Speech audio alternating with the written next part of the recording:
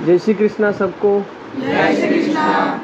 तो पिछले बार लगभग 5 महीने पहले आपकी हमारी भेंट हुई थी कि आप लोगों को याद है? जी। हाँ, तो तब हमने क्या बातचीत की थी वो भी आपको थोड़ा थोड़ा याद होगा।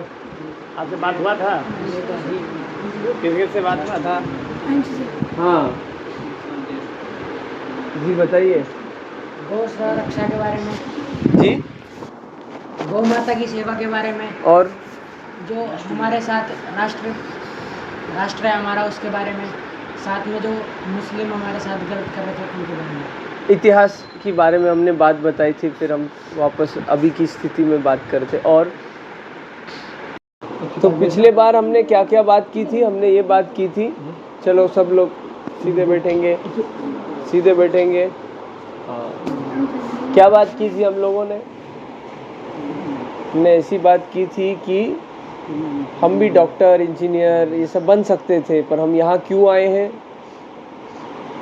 हम यहाँ क्यों आए हैं? क्या करने के लिए आए हैं? धर्म की रक्षा करने के लिए। तो कैसे करोगे? एक काबिल और नेकदिल इंसान बनकर। तो वो तो वेद विद्यालय में आने की क्या आवश्यकता है उसके? उससे वो हम तो ज्ञान प्राप्त करके अपने जितने भी समाज के लोग हैं उनके साथ में बांटेंगे, साथ में जाकर अपने हिंदू धर्म और सनातन धर्म के आगे जाकर परवरिश और रक्षा करेंगे। हाँ, परवरिश हम नहीं करते, हम खाली रक्षा करते, उसका संवर्धन करते। तो देखो ऐसा है कि हम ये वेद विद्यालय में आ करके क्या सीखते? वेदों को सीखते। वेद क्या है? भगवान के श्रीमुख से निकली हुई, ये क्या कह सकते हैं उसको, शब्द स्वरूप एक आकृति है ना? शब्द स्वरूप आकृति है ना? चार वेद हैं। हम कोई यजुर्वेदी है, कोई सामवेदी और अथर्ववेदी और ऋग्वेदी, अलग अलग प्रकार की वेद परंपरा है। उसके हिसाब से आप 12 वर्ष तक कुछ उसका अध्ययन करते आइडियली। अब तो 4.5 कितना 5 वर्ष कितना 7 वर्ष हाँ। अब ऐसा है कि ये वो ज्ञान है जो सृष्टि के आदि में भगवान से प्रकट हुआ है, बराबर है? सृष्टि की रचना क्यों हुई है, कैसे हुई है, क्या हुई है, इसका क्या प्रयोजन है, इससे क्या होने वाला है, और समस्त हमारे इस भांति के जितने भी प्रश्न हैं उन सब प्रश्नों का उत्तर किन में है?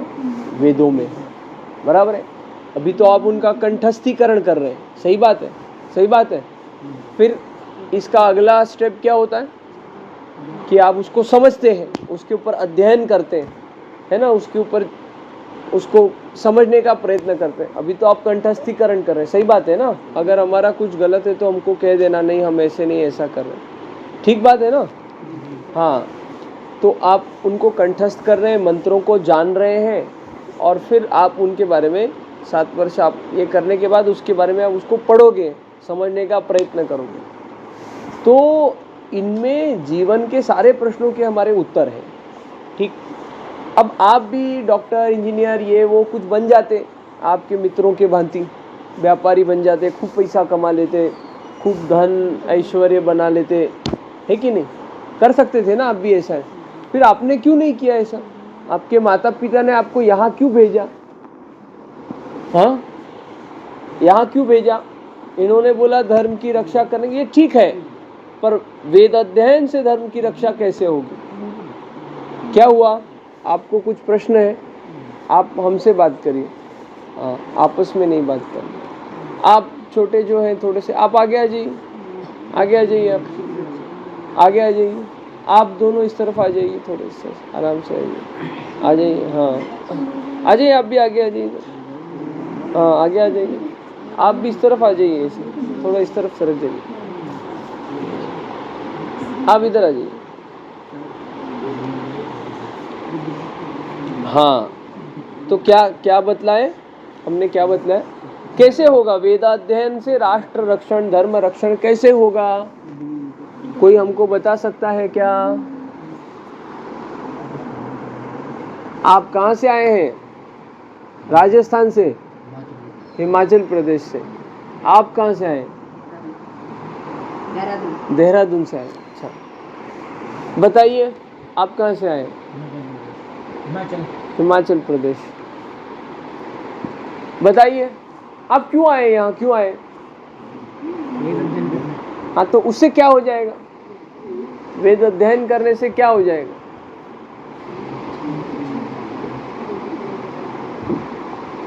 वेद अध्ययन करने से क्या हो जाएगा? पता नहीं, घर वालों ने भेज दिया। हाँ हमारे जो हाँ, आप बोलिए, आप बोलिए। हमारे जो देश है हाँ। उसके अंदर बहुत सारे लोग हैं। हाँ उसमें अलग अलग धर्म के, अलग अलग जाति के और अलग अलग वर्ण के लोग रहते हैं। हाँ उसके अंदर कई लोगों को इन चीज़ों का ना तो ज्ञान है और ना इनके बारे में वो जानकारी रखते हैं। हाँ साथ ही में कई लोग बोलते हैं कि इस धर्म का व्यक्ति वो नहीं कर सकता जो हमारे सनातन धर्म के लोग कर सकते हैं। पूजा अर्चना किसी हाँ। धर्म के लोग कर सकते हैं। हाँ। आगे जाके जो हमारे वेद हैं, गीता है, उपनिषद है, पुराण है और साथ में निरुक्त छंद वगैरह है, वो सब इसी धर्म के अंदर लिखे गए हैं। और जो सामान्य व्यक्ति हो इनके बारे में नहीं जानते। जो सन्यासी होते हैं और जो ब्रह्मचारी होते हैं वही इन चीज़ों को पढ़ते हैं। आगे जाके वो इन बातों को दूसरे लोगों तक पहुँचाते हैं।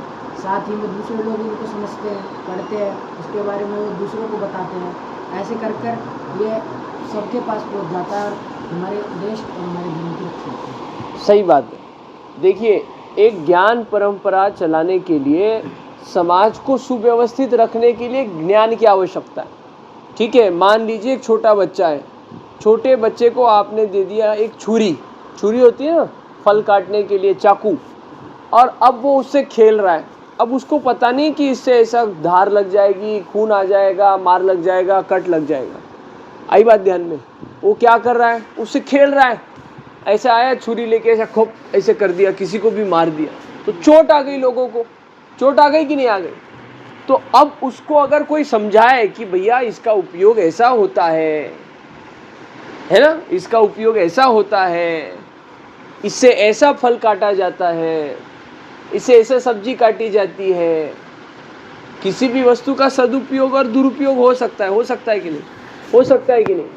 हाँ, तो हमको अगर चाकू छुरी दिया है, उसको अगर फल काटने के लिए, सब्जी काटने के लिए उसका उपयोग करेंगे, फिर उसकी बढ़िया सी प्रसादी बनाएंगे, भगवान को भोग लगाएंगे और फिर हम पाएंगे, तो उससे हमको ऊर्जा मिलेगी।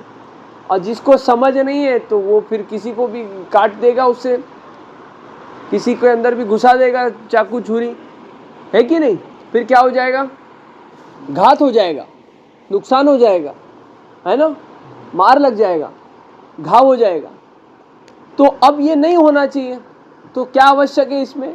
उस छुरी को, उस चाकू को किस प्रकार से उपयोग में लाना है, ये बताने का काम किसी को तो करना पड़ेगा। अब ये कौन करता है? सामान्यतः कौन करता है? माता पिता करते हैं। सामान्य ज्ञान और सामान्य जो क्या बोलते हैं आचार विचार होते हैं, सामान्य जो संस्कार होते हैं, वो हमको माता पिता से प्राप्त हो जाते हैं। परंतु जो जीवन का विशेष ज्ञान है, जीवन पद्धति को, जीवनचर्या को संचालित करने का जो ज्ञान है, जिससे समाज सुव्यवस्थित होगा, वह ज्ञान विशेष है। आई बात ध्यान में? ये पैसा कमाने की विद्या तो कोई भी सीख सकता है, कोई भी सीख सकता है। ऐरा गैरा नथु गैरा कोई भी सीख सकता है। किसी को ठेला लेके बैठा दो, QR कोड लगा दो, वो बस बिक्री हो जाएगी उसकी। आई बात ध्यान में? पर जो विशेष ज्ञान है, ये विशेष ज्ञान की परंपरा है, विशेष ज्ञान की परंपरा है। और ये विशेष ज्ञान प्राप्त करने के लिए आपके माता पिता ने आपको यहाँ पे भेजा है। ये ज्ञान कितना विशेष है, कितना विशेष है? इतना विशेष है कि ये आपको तो प्रकाशित करेगा ही। आपको क्या करना है, क्या नहीं करना है, क्या यथार्थ है, क्या योग्य है, ये तो बतलाएगा ही। पर उससे भी अति विशिष्ट इस ज्ञान की बात है कि आप अपने ज्ञान के प्रकाश से सारे समाज को क्या कर सकते हैं? प्रभावित कर सकते हैं। किस दृष्टि में? सकारात्मक दृष्टि में। इस दृष्टि में उनका आप ज्ञान पथ से मार्गदर्शन कर सकते हैं। उनका पथ जो है ज्ञानमय कर सकते हैं, उसको उजालामय कर सकते हैं। किस दृष्टि में? इस दृष्टि में कि उनका परम कल्याण हो जाए। समझते हैं? परम कल्याण समझ में आया? अब जो हमने आपको छुरी का चाकू का उदाहरण बताया था ना, वो ये शरीर है। क्या है? ये देह है, मानव देह है। कितना हमको प्रयत्न करने के बाद ये मानव देह प्राप्त हुआ है, ये तो आपने सुना ही होगा। कितना? हाँ, 84 लाख, माने 83,99,999 जन्म हमने लिया, तब हमको क्या प्राप्त हुआ? फिर ये 84 लाखवीं बार क्या प्राप्त हुआ? मानव देह प्राप्त हुआ, मनुष्य देह प्राप्त हुआ। और अब इस मनुष्य देह का क्या है? ये चाकू छुरी के जैसा है। आई बात ध्यान में? अब इसमें ज्ञान नहीं होगा तो माया इसका प्रयोग क्या करेगी? चाकू छुरी के तरह विनाशकारी उपयोग करेगी। और अगर इसमें ज्ञान आ गया, आत्मबोध हो गया, तो इसका प्रयोग कैसे हो जाएगा? कल्याण के लिए हो जाएगा। आत्मा से परमात्मा में मिलन होने के लिए इसका उपयोग हो जाएगा। किसका उपयोग हो जाएगा? इस देह का, इस शरीर का। पर उसके लिए आवश्यक क्या है? उसके संदर्भ में ज्ञान होने की आवश्यकता है। समझे पंडित जी? हाँ, क्या ज्ञान होने की आवश्यकता है? ये शरीर क्या है? छुरी की भांति है। अगर इसके संदर्भ में ज्ञान नहीं होगा तो क्या हो जाएगा? क्या हो जाएगा? माया इसका उपयोग किस चीज के लिए करेगी? विनाश के लिए करेगी। अब माया का तो उपयोग आवश्यक है। शरीर है तो भूख लगेगी, शरीर है तो मलमूत्र का त्याग हो जाएगा, शरीर है तो ठंडी लगेगा। नहीं, मुझको कुछ नहीं होता, कुछ नहीं होता, ऐसे जाके बाढ़ में बह जाए, ऐसे थोड़ी ना होगा। सही बात है कि नहीं सही बात? हाँ, मैं शरीर नहीं हूँ, मैं तो आत्मा हूँ, हमको दिव्य ज्ञान प्राप्त हो गया, इसीलिए हर हर गंगे करके, ऐसा थोड़ी न चलेगा। पर इसका उपयोग ज्ञानमय पद्धति से। अब ये ज्ञान ऐसा एक वाक्य का, एक शब्द का ऐसा नहीं है, और ये दिव्य ज्ञान ऐसा है कि अनुभव करने का है। पर उसके प्रति स्टेप्स क्या है? एकदम आपने अपनी माता जी को देखा होगा, अगर उनको कोई बोले 25-50 लोगों का भोजन बनाना है तो वो हड़बड़ाती नहीं है। रोज तो घर में 5-10 लोगों का ही भोजन बनता है, पर और कोई आ गए, मेहमान आ गए, कोई महात्मा लोग आ गए, कोई बाहर से लोग आ गए, तो हड़बड़ाती नहीं, क्योंकि उसको प्रैक्टिस हो गई है ना। स्वाध्याय कर करके रोज भोजन बना के 10 लोगों में इतना नमक डालना है सब्जी में, तो 20 लोगों में इतना डालना है, 30 लोगों में इतना डालना है, उसको समझ में आ गया है। प्रैक्टिस करके उसको ध्यान में आ गया। कितना वैरायटी आता है कि आलू का चोखा, आलू के सब्जी से लेकर के दाल बाटी तक, या जो भी आप विशेष पंच पकवान, कुछ भी मिठाई नमकीन, जो भी आप जो बनवाना चाहो आपकी माताजी बना के देती। कभी ऐसा बोलती है क्या कि ये मुझको बनाना आता नहीं? बोलती है क्या ऐसा? माताजी बोलती है कि ये नहीं आता है?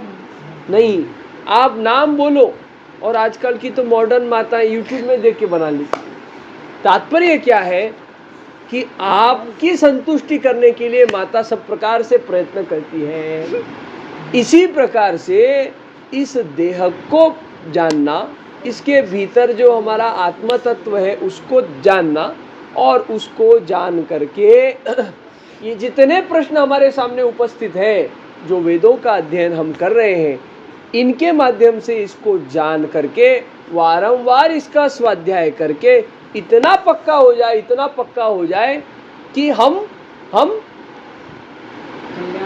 कल्याण के मार्ग में चलायमान हो जाए। हमारी जो गति है वो कल्याणमयी हो जाए। आई बात ध्यान में? क्या समझे महात्मा जी? बताइए, अभी हमने क्या क्या बड़बड़ किया? क्या बड़बड़ किया? कौन बताएगा? आप मत बताइए, आप रुक जाइए। कौन बताएगा? आप बताएंगे? हाँ, फिर आगे आपको क्या करना है पंडिताई सीखने के बाद? यहाँ पे कैसे करोगे धर्म की रक्षा? हाँ, कैसे करेंगे धर्म की रक्षा? आप कैसे करेंगे महात्मा जी? हाँ, प्रचार प्रसार कैसे? इतने आश्रम है, इतना यूट्यूब, इतना मीडिया, इतना प्रचार प्रसार हो रहा है, कीर्तन करते घूमते हैं, हरे रामा करते हैं, करते कि नहीं करते हैं? अब फिर ये प्रचार प्रसार है क्या? बस एक बात को पकड़ लिया कि भगवान का नाम जप करना चाहिए, अब उसके नाम पे कुछ भी थोतांड लोग कर रहे कि नहीं कर रहे, आप लोगों को भी पता है, आप भी समझदार बच्चे हैं। किस प्रकार से प्रचार प्रसार होना चाहिए बताओ। हमको आनंद है कि आप अच्छे उत्तर दे रहे हैं, पर उसके आगे भी तो सोचना पड़ेगा ना।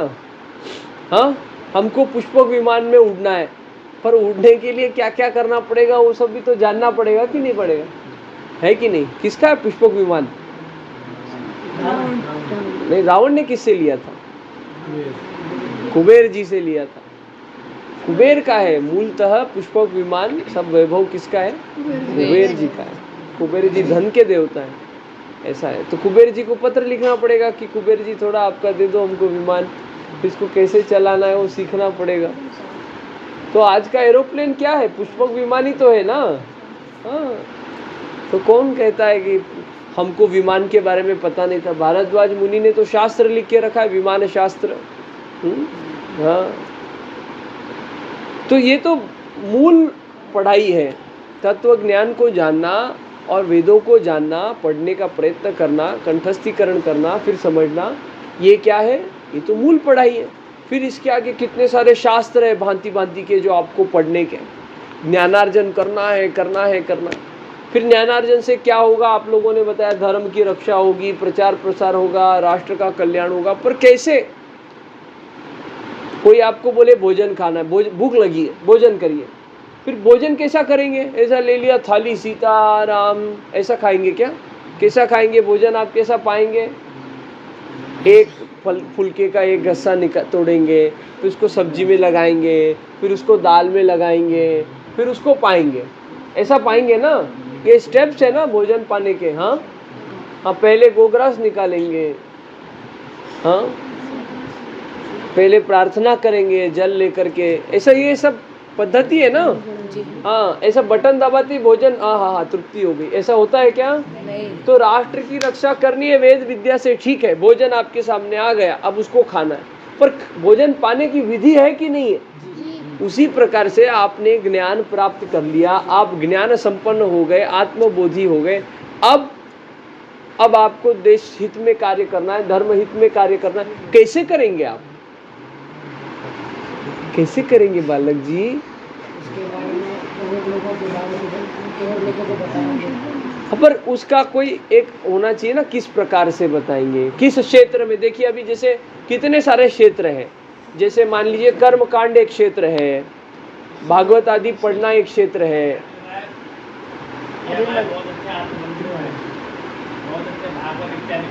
अच्छा,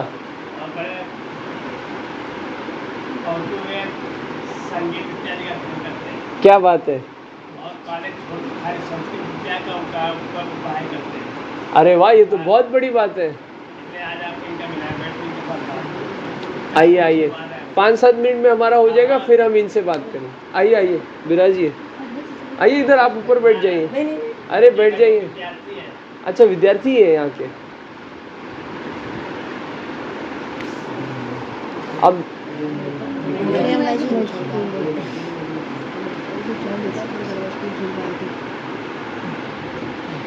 तो जैसे भागवत करते हैं, इन्होंने अपना एक मार्ग चुना, संगीत आदि भागवत आदि का मार्ग चुना। कुछ लोग कर्मकांड करते हैं, कुछ लोग ज्योतिष विद्या का काम करते हैं, कुछ और कुछ करते हैं, कुछ ऐसा आश्रम निकाल के बैठ जाते हैं, बस ऐसा भी करते हैं। तो ये अलग अलग मार्ग है, पर इसका चयन क्यों करना है और इससे हमारे सामने जो औचित्य है, उद्दिष्ट है, वो कैसे साध्य करना है। हाँ, कर्मकांड के क्षेत्र से हम लोगों को उनके प्रयोग के बारे में, उनके भगवान की निष्ठा प्रतिष्ठा और उनके जो नियम, और साथ में उनके जो आत्मन वगैरह हम जो करते हैं उनके लिए वो उनको बताएंगे, समझाएंगे उनको। हाँ, बहुत अच्छे। और जो भागवत का क्षेत्र है उसके अंदर महाभारत, रामायण आदि पुराण जो है, निरुक्त छंद शास्त्र हैं, उनके बारे में उनको बताएंगे कि ऐसे इसमें इस काल में ये समय घटित हुआ था, क्योंकि उस समय पर हम में से कोई भी जीव नहीं था और ना हम देख पाए, लेकिन जो उस समय से ऋषि मुनियों ने इन शास्त्रों को लिखा है, इनके बारे में चयन किया है, चिंतन किया है, मनन किया है, इनके बारे में पढ़ा है और आत्मज्ञान का बोध किया, उसको हम व्यक्ति हैं, पुरुष हैं, महिला हैं, सबको बताएंगे। साथ में वो उनके बारे में तत्व ज्ञान कराते हैं। हाँ, आप कहाँ से विराजमान है? हरियाणा हरियाणा से। तो हरियाणा के होशियारपुर वाले विद्यालय में नहीं, आप यहाँ आए। इन्होंने क्या बताया आप समझे? हाँ, हिमाचल वासी क्या समझे क्या आप? तो बताओ हमको।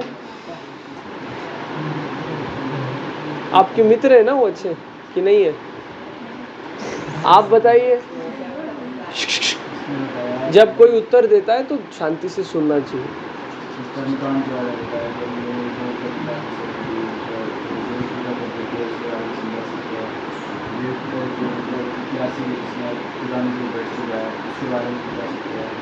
और जो कुछ चीज़ें ऐसी जो आगे घटित होने वाली है वो समझा सकते हैं। आप क्या समझे? इस अभी जो चर्चा हुई इसमें से क्या समझा आप? कुछ नहीं समझे? जो उसने बोला वो समझ गए ना? आप क्या समझे? बटुक बालक जी क्या समझे? अच्छा, हम बताते हैं। तो इन्होंने जो उत्तर दिया वो ठीक दिया है कि अभी हमने चर्चा की ना कि हम उस ज्ञान की आराधना कर रहे हैं जो ज्ञान किसको जोड़ता है? किसको जोड़ता है? हमारे भगवान से। हाँ, आत्म को परमात्मा से जोड़ता है। हमने क्या क्या उदाहरण दिया इसका? छुरी का। कि छुरी का प्रयोग ठीक से नहीं होगा तो क्या हो जाएगा? माया के अंतर्गत आ गया तो विनाशकारी हो जाएगा। अब भगवान में लग गया, इस ज्ञान से संपन्न हो गया तो क्या हो जाएगा? कल्याण में लग जाएगा। तो हमारा देह एक उपकरण है, मन बुद्धि ये सब मिला करके जो है, सब गीता में बताया है ना। तो हमारा मन क्या है? ये सब क्या है? उपकरण है, इंस्ट्रूमेंट है, एक छुरी के भांति है। अब इसको ज्ञान पूर्ण उपयोग करेंगे तो क्या हो जाएगा? कल्याण हो जाएगा। अब आपने जो बताया ये तो आत्म कल्याण की बात हो गई, बराबर है। जैसे गीता जी में भगवान कहते हैं ना, 4 वर्ण भगवान ने बनाए हैं, अब अपने अपने हमारे कर्मों के हिसाब से उसमें हमारा जन्म हो गया है, ठीक। अब फिर उसमें यथा योग्य जो हमारे लिए कर्म बताया गया है उसको अगर हम निष्ठापूर्ण पालन करते हैं और उसमें अपेक्षा नहीं रखते हैं, स्वार्थ नहीं रखते हैं, अहम भाव नहीं रखते हैं, तो हमारा कल्याण हो जाएगा। ठीक बात? ठीक बात, ध्यान। हाँ, तो कल्याण हो जाएगा, ये हो गई। अब ब्राह्मण देवताओं का जो मूल कार्य है वो क्या है? भगवान ने क्या बतलाया है? शास्त्रों को पढ़ना और पढ़ाना, फिर पूजा आदि सब कर्म कांड करना, और ऐसे सब पूरा सत्य वचन बोलना, साधुता पूर्ण जीवन जीना, ये सब वो श्लोक में लिखा हुआ है, अब हमको पूरा याद नहीं। तात्पर्य ये कि ये हमारा मूल काम है, इससे आपका कल्याण तो हो जाएगा। इसके अंदर अगर आप सत्य निष्ठा रख करके, तो आप समझ रहे, हम आपको ये भेद बता रहे हैं कि जो बाकी सब पूजनीय ब्राह्मण देवता हैं, जो बाकी धंधे व्यापार व्यवहार में लगे हुए हैं, तो कर्म रूपी उनका जो धर्म है वो क्या है? ये है जो आप कर रहे हैं। अब वो नहीं कर रहे तो भगवान ने क्या कहा? अपना धर्म चाहे कैसा भी हो, मतलब उसको आए या नहीं आए उसका पालन करना, पर उसके ऊपर वो प्रयत्नशील होता है तो भगवान कहते कभी उसका अहित नहीं हो सकता। और दूसरे का धर्म चाहे कितना बढ़िया आए उसको, और वो अगर करेगा तो क्या हो जाएगा? वो उसका कल्याण का कारण नहीं बनेगा। समझे ना? अब हम क्या कह रहे हैं, आपसे क्या निवेदन कर रहे हैं? तो आप जो कर रहे हैं वो सर्वोपरि कार्य है, भगवान की वाणी के अनुकूल आप कार्य कर रहे हैं। तो भगवान की बात में अगर हम कार्य करेंगे तो हमारा कल्याण निश्चित होने वाला है। ये प्रथम स्टेप हो गया कि बाकी के लोग डॉक्टर बन रहे, इंजीनियर बन रहे, ब्राह्मण देवताओं की बात चल रही है, व्यापार कर रहे हैं और भी कुछ कर रहे हैं। हम वो सही कर रहे गलत कर रहे बताने के लिए बैठे हैं क्या इधर? नहीं, हम जो कर रहे हैं वो यथार्थ है, इसकी चर्चा करने के लिए हम बैठे। आई बात ध्यान में? पहली बात। दूसरी बात, अब ये हो गया अध्ययन, फिर क्या है? अध्यापन। अब अध्यापन 2 भागों में है। कल्याण तो सबका होना चाहिए, ज्ञान का अधिकारी हर व्यक्ति है, चाहे वो शूद्र हो, कोई भी हो, समाज का हर व्यक्ति ज्ञान का अधिकारी है, मोक्ष का अधिकारी है। भिलनी जो है, कौन भिलनी? शबरी माता, वो भिल कन्या थी, थी कि नहीं? हाँ, वो कोई ब्राह्मण कुल में जन्मी हुई नहीं थी, पर भगवान सब उधर चंपा सरोवर के किनारे जो सब ऋषि मुनि थे उनके यहाँ पे नहीं गए। भगवान किनके यहाँ पे गए? शबरी माता के यहाँ। क्यों गए? क्योंकि उनका भाव विशुद्ध था, अहंकारहीन था, अहंकार नहीं था उसमें, और विशुद्ध उनकी भक्ति थी। इसीलिए सब जब तब सब महात्माओं को छोड़ करके भगवान कहाँ गए? शबरी माता के गए। तो इससे क्या सिद्ध होता है कि मोक्ष का अधिकारी हर व्यक्ति है, भगवान को प्राप्त करने का अधिकारी हर जीव है। तो जीव का कल्याण कब हो जाएगा? जब उसको ज्ञान प्राप्त होगा, तो ही वो भगवान के मार्ग में चल पाएगा। सही है? बाकी सब तो क्या है? बाकी सब क्या है? वित्तार्जन का ज्ञान है, और जीवनचर्या को व्यापन करने का ज्ञान कौन सा है? ये जो हम सीख रहे हैं, जीवन किस प्रकार से जिया जाता है, ये ज्ञान आप सभी को देना है, आपको सब लोगों को देना है। यही काम है ना, अध्ययन और अध्यापन, सीखना और सिखाना। अब कैसे सिखाना है?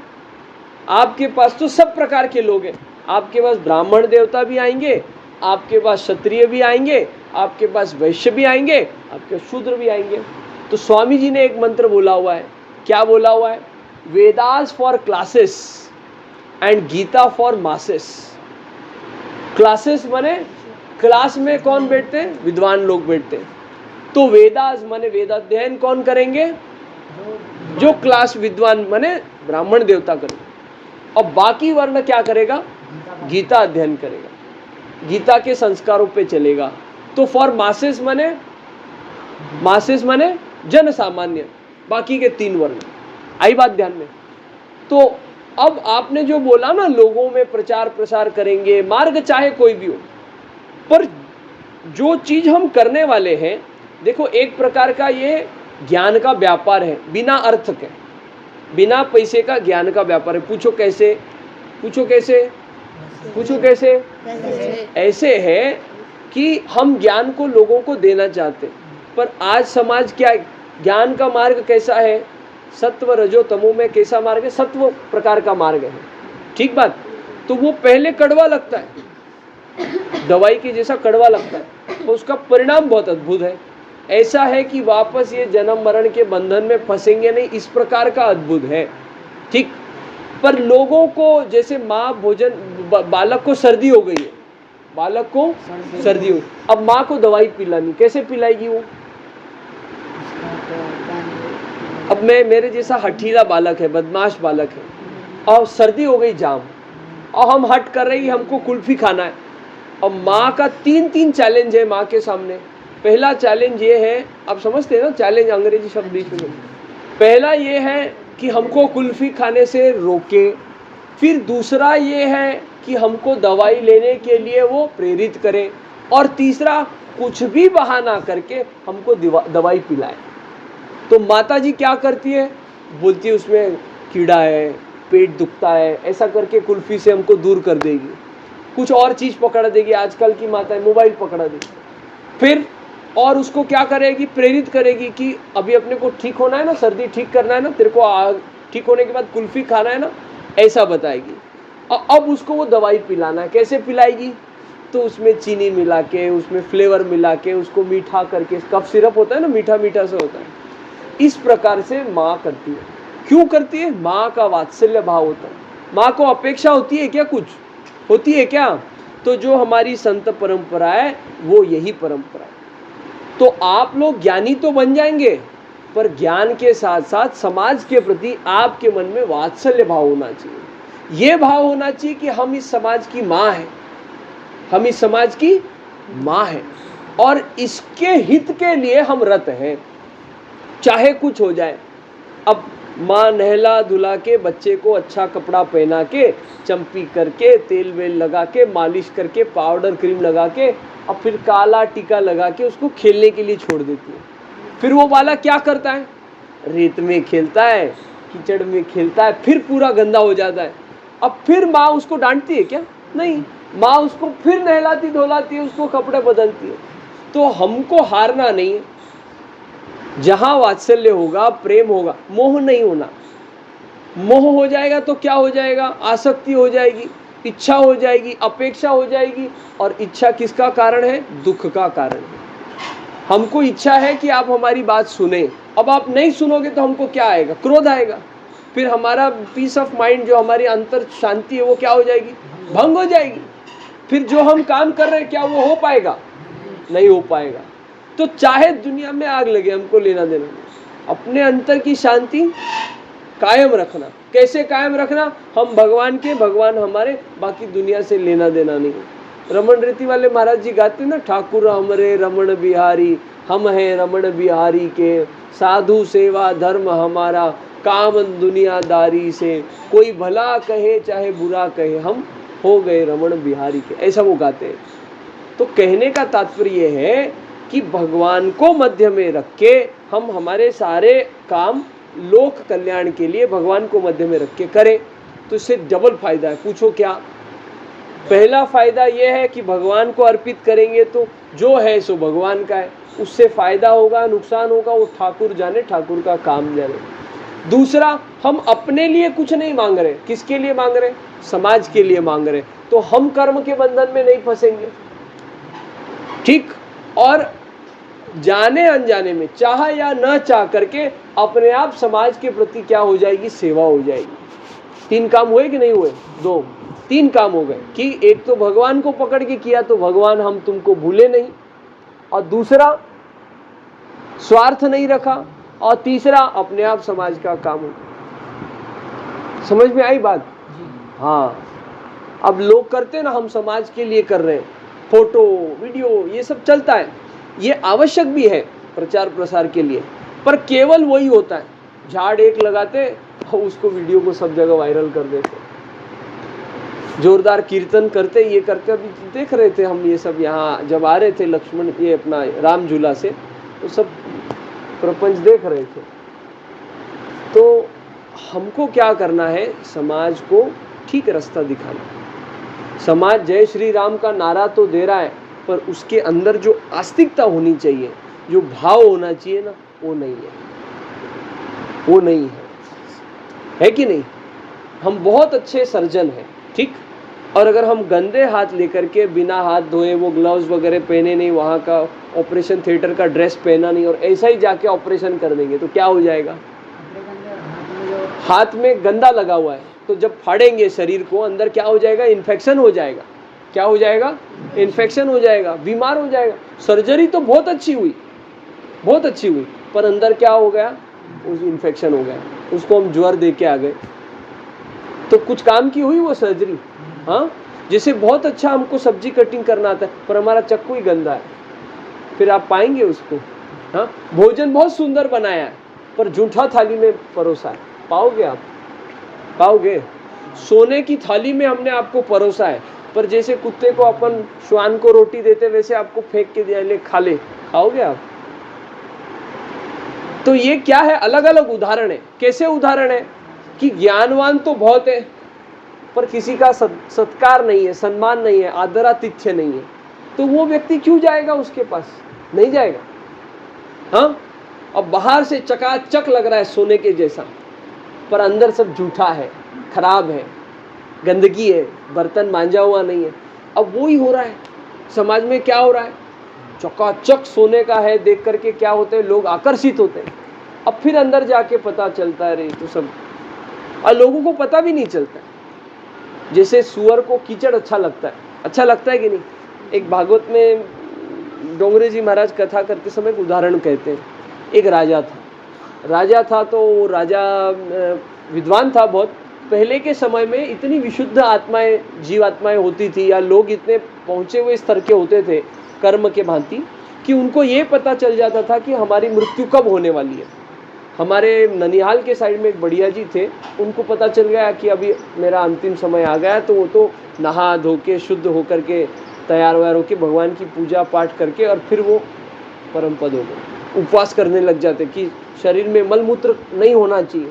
2 दिन से 3 दिन से उपवास करके फिर नहा धो के तैयार होके फिर शरीर छोड़, जैसे आप घर छोड़ के जाते हो, वस्त्र बदलते हो, इतना सहजता से हम शरीर छोड़ते हैं। विद्वान लोगों की बात। तो वो राजा भी ऐसा ही विद्वान था, पहुंचा हुआ था। उसको ये पता चल गया कि अब मेरा मरण का जो है, मृत्यु का समय निकट आ रहा है। निकट आ रहा है तो अब उसको जब हमको मृत्यु आता है तो हमारे अंतिम उस 10-20 क्षणों में हमारे जीवन का पूरा कर्म का हिसाब ऐसे हमारे सामने एक पिक्चर के भांति चलता है। ठीक ऐसा वर्णन किया है महात्माओं ने। और ऐसा वो चित्र सामने आता है ऐसा कि मैंने क्या क्या अच्छा पाप किया, बुरा पाप किया है, क्या क्या अच्छा कर्म किया है और अब मेरी गति क्या होने वाली। वो वर्णन किया है ना, अंत मति सो गति। जड़ भरत राजा की कथा आपको पता होगी ना। वैसे वो जड़ नहीं थे, वो विद्वान थे, पर वो नाम पड़ गया। तो उन्होंने हरिण का, उनके मन में मोह हो गया तो हरिण बालक का विचार किया तो हरिण बन गए। अब फिर ज्ञान था, फिर बोला अरे यार अब नहीं चूकूंगा, फिर ब्राह्मण देवता बने और फिर उनका कल्याण हो गया। तो वैसे उसके सामने फिल्म लगती है। उसने जिस चीज का प्रैक्टिस किया होगा जीवन भर, उसने अगर माया प्रपंच किया होगा, परिवार ही किया होगा तो क्या हो जाएगा, वही चीज सामने घूमेगी। और उसने अगर भजन किया होगा तो भगवान सामने आएंगे, भगवान सामने आएंगे तो कल्याण हो जाएगा। पितामह भीष्म ने क्या मांगा कृष्ण भगवान से, अंत समय में आप मुझको लेने के लिए आना बस। भीष्म स्तुति है ना, क्या स्तुति करते सुंदर भगवान की, वो क्या बोलते, भगवान आप मुझको लेने के लिए आना, वो और कुछ नहीं चाहिए। भगवान बोले आऊंगा। तो वो राजा के सामने भी ऐसा फिल्म लगी और उसको ये समझ आ गया कि अब हमने ज्यादा अच्छे कर्म किए नहीं है, अगले जन्म में हम सुअर बनने वाले। क्या बनने वाले, सुअर। तो उसने अपने बेटों को बुलाया, ऐसा बेटों को नजदीक बुलाया और बुला करके बोला देखो हमको ये पता चल गया है कि हमारा मृत्यु का समय निकट आया है और अब हम क्या बनने वाले हैं, अगले जन्म में सुअर बनने वाले। सुअर बनेंगे और अमुक अमुक क्षेत्र में हमारा जन्म होगा और हमारे यहाँ कपाल होता है ना, क्या बोलते हैं इसको, फोरहेड, इस भाग में सफेद रंग का दाग होगा। मुझको सुअर बन के नहीं रहना, तो आ करके तुम मेरे को इस जगह पे आ करके मुझको मार देना, मुक्त कर देना उस योनि में, भले ही तुमको पाप लगे। बेटों ने बोला ठीक है, अंतिम इच्छा पिताजी की। तो वो उस प्रकार से राजा का अमुक अमुक समय, अमुक अमुक दिन उसका देह त्याग हो गया। अब फिर उसका सब अंत्येष्टि हो गया, वर्ष पूरा हो गया, उसका अगला जन्म हुआ, अब वो सुअर बना। वो ये लड़के लोग खोजते गए, राजकुमार उस जगह में खोजते गए और कीचड़ में अब वो देखे तो क्या, उसके सर में कपाड़ में सफ़ेद रंग का देखा था, आइडेंटिफाई किया उसको, पकड़ के अब उसको मारने लगे। बोले ये क्या कर रहे हो आप, कौन हो? सुअर बोलता है। ये तो कथा है तो समझने के लिए उसमें सुअर भी बोलता है, सुअर बोलता है, नहीं तो आप बोलेंगे क्या बता रहे, डॉक्टर है और ये कुछ भी बातें कर रहे हैं ऐसे।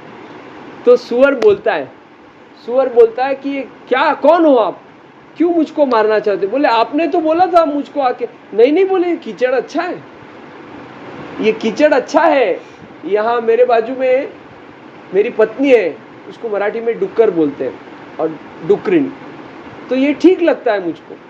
तो हमारे समाज की व्यवस्था आज ऐसी है, आपको समझ में बाहर से चकाचक दिख रहा है पर अंदर से सब खोखला है। तो उस समाज की आवश्यकता है, तो उसको हमको जैसे माँ बच्चे को कड़वी दवाई पिलाती है, वैसे ये ज्ञान इसका आत्मसात इसको करने में थोड़ा कठिन है। बोलेंगे रोज सुबह 4 बजे उठो ब्रह्म मुहूर्त में, लोग तो सोते ही सुबह 4 बजे, है कि नहीं? मोबाइल देखते रहते, रीलें देखते रहते दिन भर, पता नहीं सुबह से शाम कब हो जाती है। ना कोई भजन है, ना कोई भाव है, ना कोई भक्ति है, ना कोई पूजा है, ना कोई आरती, कोई नहीं है, कुछ नहीं। आई बात ध्यान में? तो समाज को समझे ऐसी भाषा में हमको उसको कहना है, पर 3 बातों का ध्यान रखना है। पहली बात, उसमें हमारी अव्यवस्था न हो।